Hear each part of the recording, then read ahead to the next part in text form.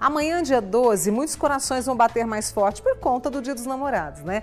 E a quinta-feira também traz um olhar especial e atento aos pequenos corações. 12 de junho marca a conscientização sobre a cardiopatia congênita. E o que é isso? Quando o bebê apresenta um problema de coração? E aí eu convidei a cardiopediatra Gisele Leite para nos explicar, porque ela tem uma experiência vasta, né, com crianças que têm probleminha de coração. Gisele, obrigada por ter vindo, viu? Eu que agradeço, viu? Muito obrigada pela participação e a oportunidade de poder levar informações que permitam um diagnóstico precoce das malformações que ainda são responsáveis por mais acometer as crianças, principalmente no período de recém-nascido.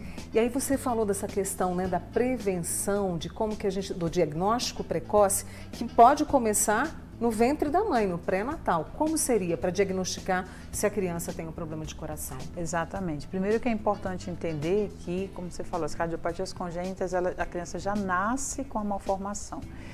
Então, assim, tem muitas situações em que eu pego de pais que dizem assim, o que eu fiz de errado que levou a isso?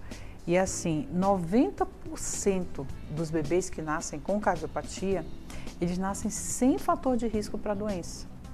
Então, a mãe aparentemente não tem nenhum problema de saúde, o pai aparentemente não tem problema de saúde, não tem história familiar e a criança nasce cardiopata. Então, por isso que é recomendado o diagnóstico como rastreio, toda a população. Mas então, como fazer isso? Na gestação, nós temos o ecocardiograma fetal. Desde 2004, a Sociedade Brasileira de Cardiologia, ela recomenda que o eco fetal seja feito como rotina na assistência pré-natal. E em 2023, nós ganhamos um grande marco que foi incluir o eco fetal na rotina da assistência pré-natal. O Ministério da Saúde ele publicou ali a diretriz. Então, a partir de 18 semanas de idade gestacional até o nascimento, o ecocardiograma fetal é indicado a ser realizado. E faz só uma vez? Dependendo, né? Se a criança, por exemplo, tiver algum problema, aí pode ser que precise o acompanhamento. Hoje nós já temos cirurgia cardíaca intraútero, como implante de marca-passo. Hoje nós já temos situações em que nós podemos medicar, internar para medicar a mãe para poder tratar o feto. Então, assim, se você diagnosticar precocemente, nós temos como intervir e conseguir tratar e conseguir ajudar aquela família. E aí, no caso, nasceu, não foi possível fazer o eco, mas de repente a criança, o bebê, ele pode apresentar alguns sinais e esses pais procurarem ajuda o quanto antes? Pode, agora sim. Grande parte das cardiopatias que mais matam, elas são assintomáticas, infelizmente. Então, passou da gestação, o que é que nós temos aí como recurso para triagem? O teste do coraçãozinho. O teste do coraçãozinho, desde 2014, a Sociedade Brasileira de Pediatria já pedia para incluir na assistência da triagem neonatal.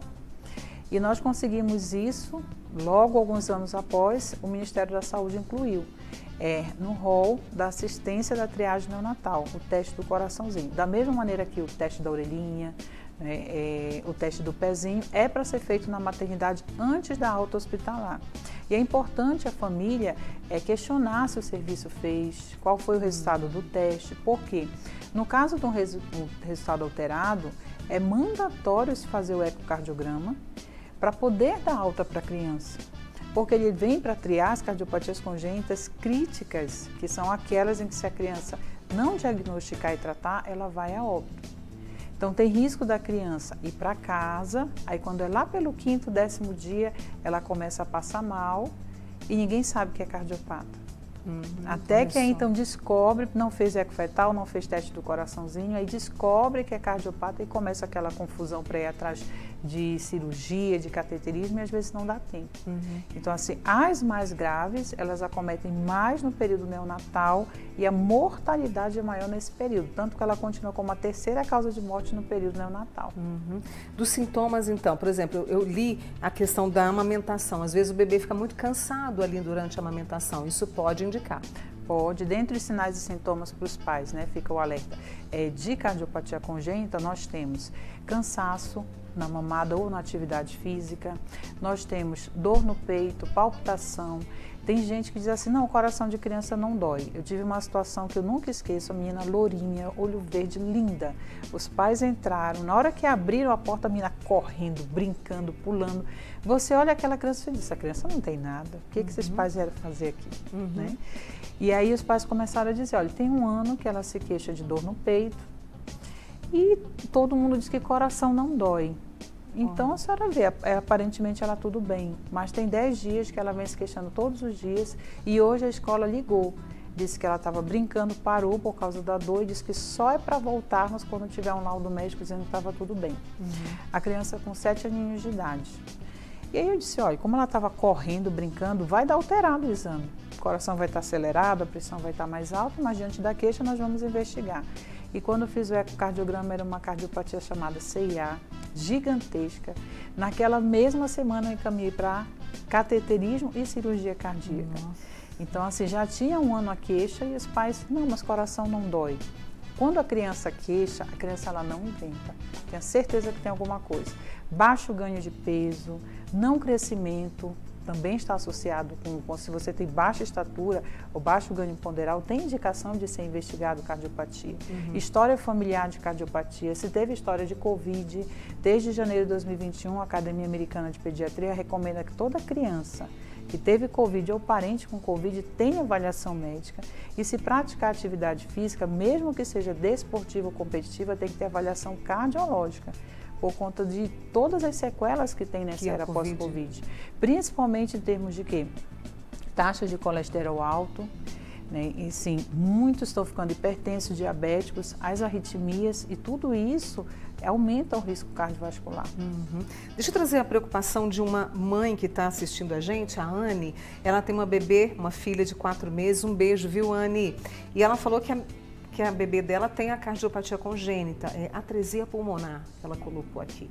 Ontem ela fez lavagem nasal, sabe? E aí a saturação dela baixou bastante. Ela trouxe aqui pro hospital, mas tem alguma coisa que ela pode fazer em casa? A atresia pulmonar em si já é uma cardiopatia congênita grave. Então, assim, ela já deve ter ciência da gravidade, é cirúrgico. A criança, ela é roxinha, então o roxinho, para você entender, o sangue dela não é fluido como o nosso, é um sangue mais grosso, mais espesso. Então, por isso, tem risco de AVC, tem risco de tromboembolismo pulmonar, tem risco de, por exemplo, uma simples gripe numa criança dessa pode virar uma complicação e um abscesso cerebral. Então, por conta de tudo isso, não é indicado que uma criança, por exemplo, com atresia pulmonar, ela se tiver algum estado gripal e tudo, a mãe tente resolver em casa. O ideal é levar para o serviço de saúde. Provavelmente, se ela diz que a saturação é baixa, ela já deve ter o oxímetro e já deve ter o acompanhamento a toda a orientação. Então, assim, fez a lavagem, deve ter desenvolvido alguma reação, né, vasovagal fisiológica, que fez com que baixasse a saturação e tem risco de crise hipóxica em casa. Que é o quê? Baixar muito a saturação, ou seja, ficar muito sem oxigênio e a criança não conseguir voltar. Então, o ideal é o quê? Correr para o serviço de saúde especializado, como ela fez. Que tá tudo certo. E aí a filha dela, diante disso e outras crianças que têm a cardiopatia congênita, com essa orientação médica, né, esses exames que precisam ser feitos, pode levar uma vida, elas podem levar uma vida normal? Hoje sim, hoje já mudou muito a situação em relação ao que nós tínhamos antes. Hoje nós já temos procedimentos cardíacos intraútero, hoje nós já temos situações em que muitas crianças não precisam mais ir para aquela cirurgia invasiva, nós conseguimos já tratar por cateterismo, com próteses valvares, por exemplo. Então, hoje, a qualidade de vida da criança cardiopata, em que ela consegue diagnosticar o mais precoce possível, é quase próxima de uma criança que não é cardiopata. Agora, sim, não, diagnosticou tardio, não conseguiu fazer cirurgia definitiva, foi paliativa, ou foi encaminhada para transplante. O que é importante os pais saberem? Olha, não foi diagnosticado precocemente, mas há ainda o que eu fazer? Sim. O que é possível? Com certeza. Você tendo o seu acompanhamento médico, com certeza sempre vai ser possível o que fazer, mas não garantimos que vai ter a mesma qualidade de vida de uma criança que não é cardiopata. Entendeu? Porque, por exemplo, uma criança que já entrou num quadro paliativo, pode ser que ela dependa de oxigênio. Aí ela vai depender de oxigênio 24 horas por dia. Pode ser que ela precise de anticoagulante, que é uma medicação nessa situação, que o sangue é mais grosso para afinar o sangue. E aí ela pode, numa bolada, sangrar, não vai ter condições de fazer as unhas porque tem risco de sangrar, então ela não vai ter a mesma qualidade de vida do que as outras crianças, mas já conseguimos sim fazer com que hoje nós já temos uma grande quantidade de adultos com cardiopatia congênita. Há 20 anos atrás não existia.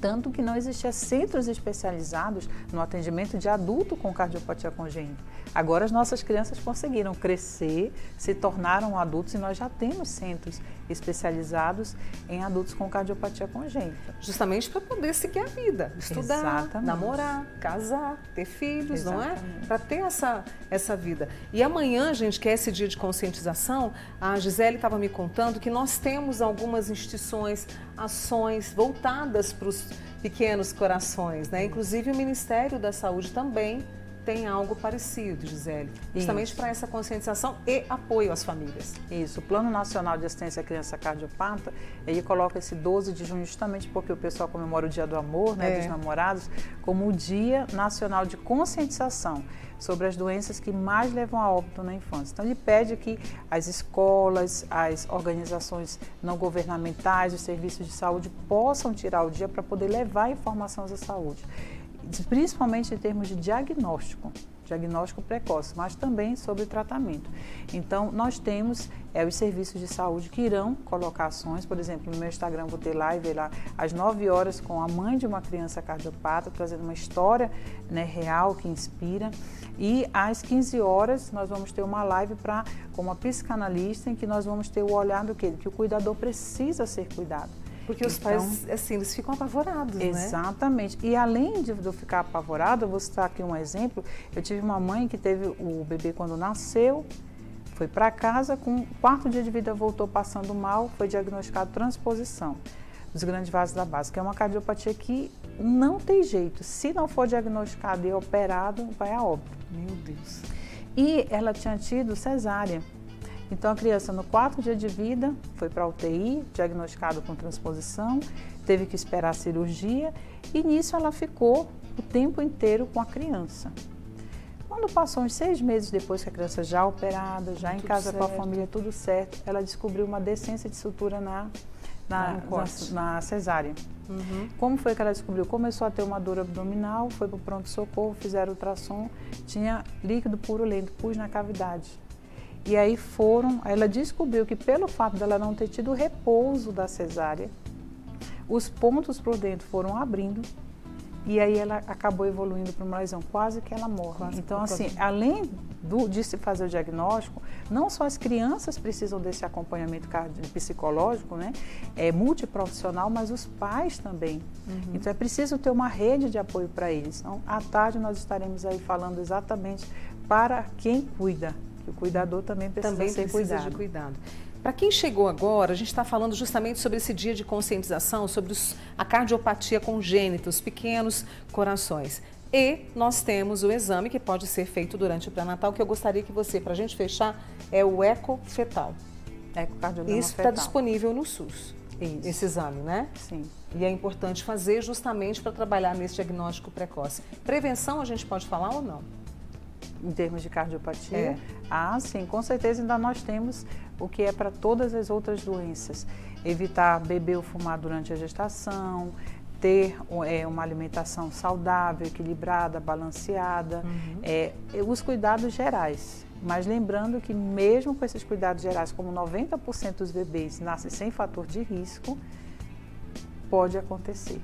E é prestar atenção para justamente acudir na hora. Exatamente. Né? No menor sinal e sintoma, já buscar atendimento e avaliação para afastar a possibilidade. E é o seguinte, esta entrevista estará disponível para você no nosso canal do YouTube e também lá no nosso Instagram, @TV Paranaíba. Então faz o seguinte, pega essa entrevista com a doutora Gisele e compartilhe, né, com as pessoas da sua família, com o pessoal do trabalho, com os seus amigos, porque é muito importante a gente saber mais sobre isso. Gisele, muito obrigada pela sua disponibilidade, viu? Eu que agradeço por estar aqui e não esqueçam, no dia 12 de junho, abracem o pequeno coração, você também. Adorei isso.